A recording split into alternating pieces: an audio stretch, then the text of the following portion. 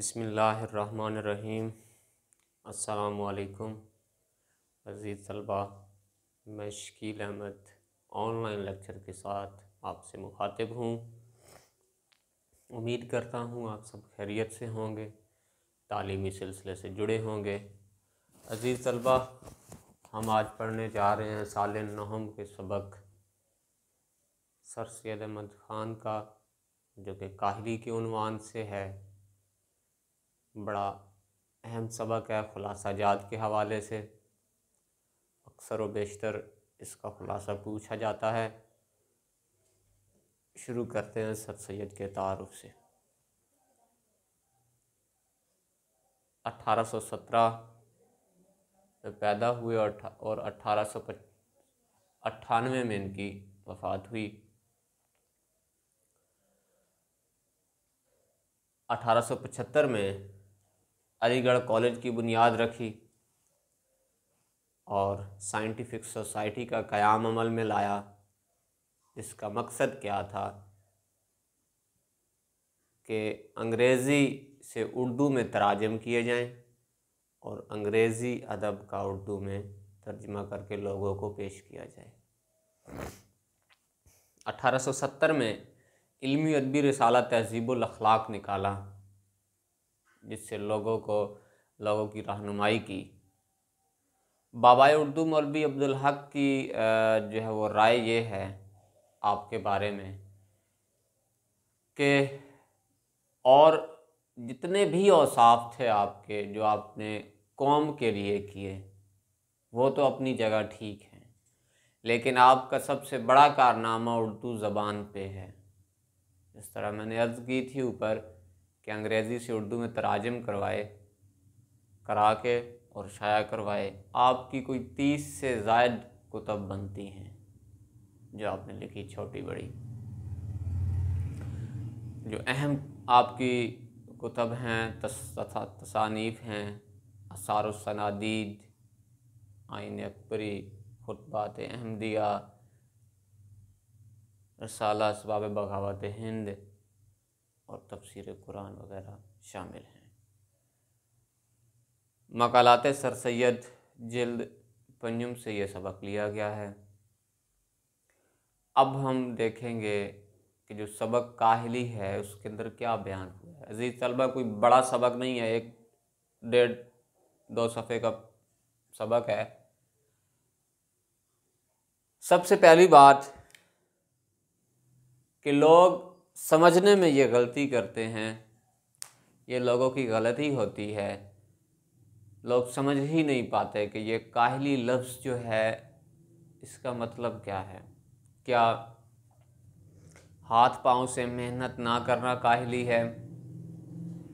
क्या ऐसे काम चोरी करना काहिली है? गलत काम कर देना काहिली है?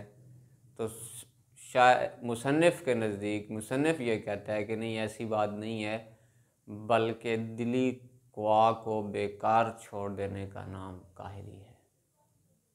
अंदरूनी ताकतों को, दिल की सलाहियतों को जो आप कर सकते हो वो भी नहीं करते, ये काहिली है।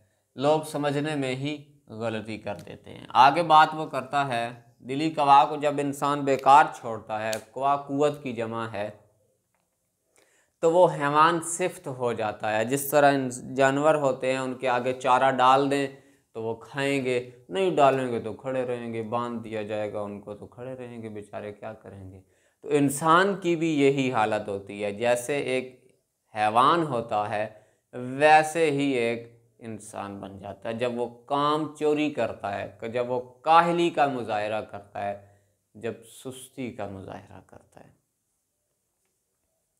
आगे बात हुई है, सच है लोग पढ़ते हैं और उनको मौके भी मिलते हैं।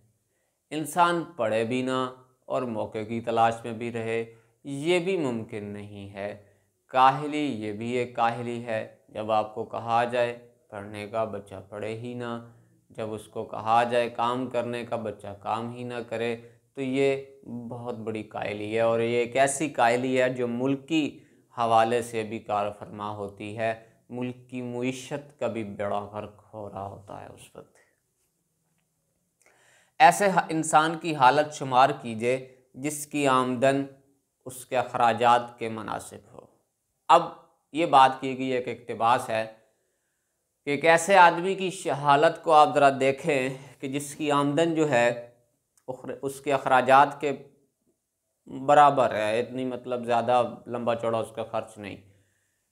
तो वो अब क्या करेगा? जो हिंदुस्तान की बात सर सैयद लिखते हैं वो यही करेगा कि काम करना छोड़ देगा, जो कुछ आ रहा है कहेगा बस यही बहुत है, इससे ज़्यादा नहीं करना।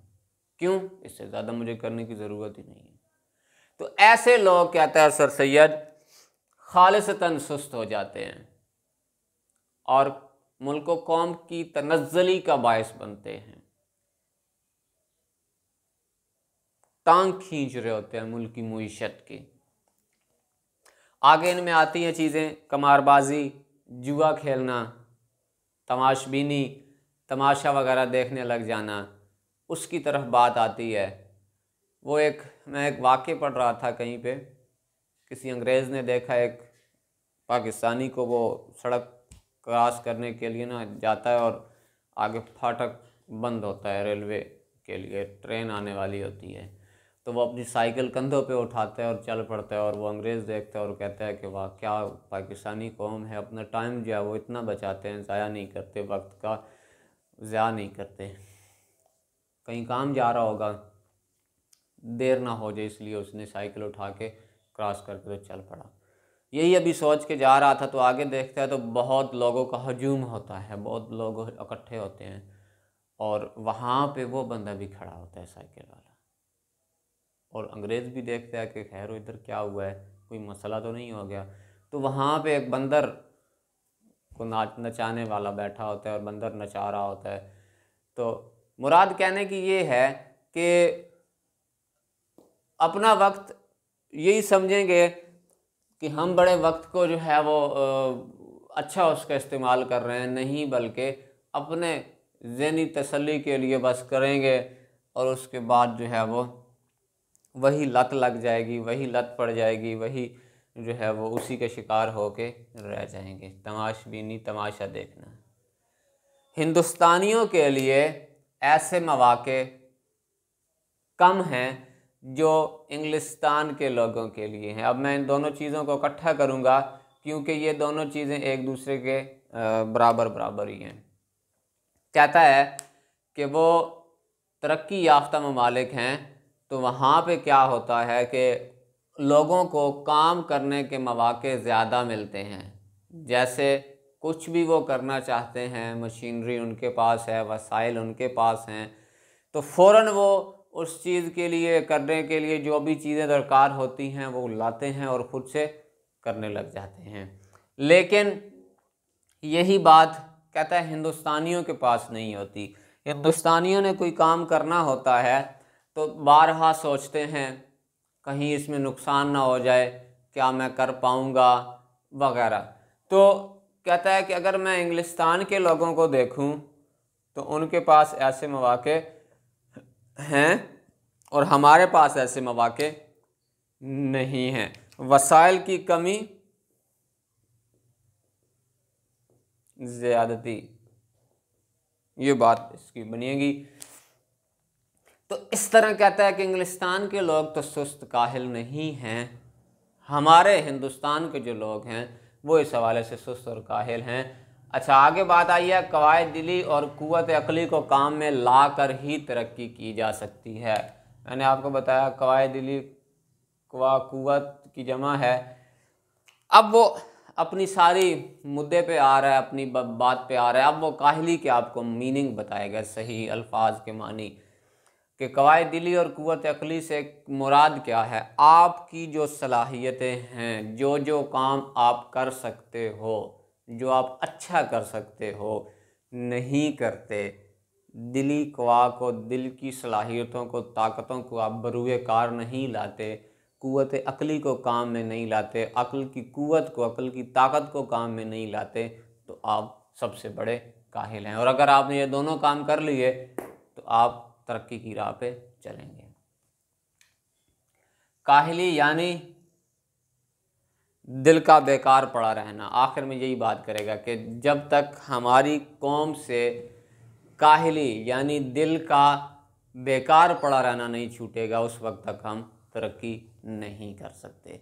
तो अजीज़ तलबा, ये अहम निकात इसके खुलासे के लिए हैं।